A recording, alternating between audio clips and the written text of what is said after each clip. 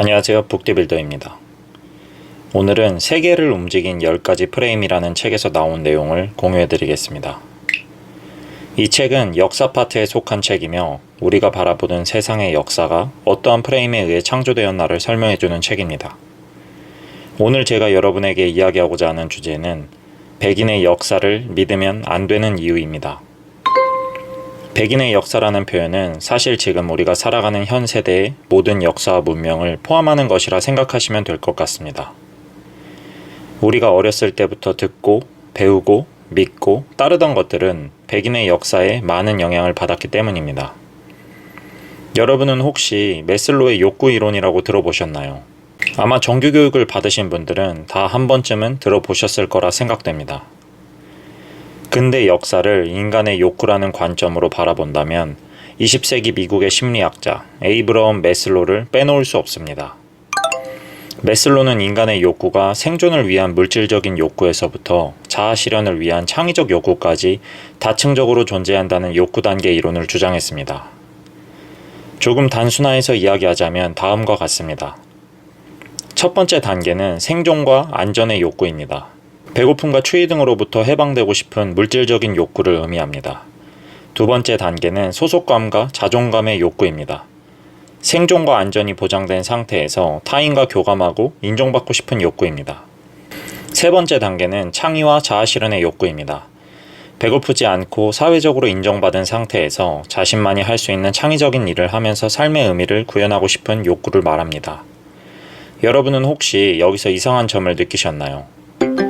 20세기의 시대를 흔들었던 그의 이론은 한 세기를 지난 현대인들에게 어떠한 영향을 미치고 있을까요? 신기하게도 매슬로의 욕구 이론은 누구나 동의할 수 있는 주장이지만 자본주의 사회에서 마지막 단계인 자아 실현을 위해 나아가는 사람들은 극히 소수만 존재합니다.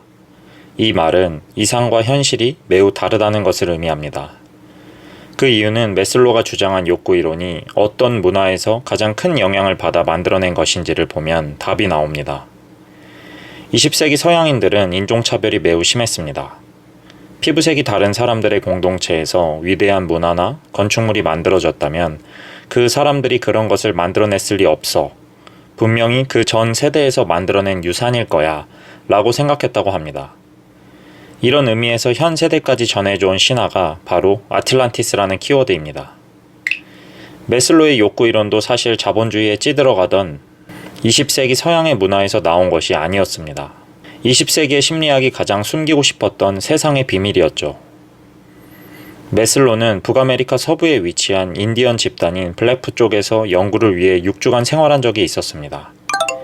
이 6주간의 생활이 결국 세상을 바꿔놓았습니다. 제대로 된 집도, 옷도, 먹을 것도 없었던 인디언들이지만 그들은 삶의 의미를 찾고자 욕구 이론의 마지막 단계인 자아 실현에 누구나 다 도달해 있었습니다. 블랙푸 쪽에서의 6주간의 생활에서 매슬로는 많은 것을 배웠습니다. 그리하여 산업화된 자본주의에서 채워지지 않는 인간의 욕구의 범주를 나눌 수 있었던 것입니다.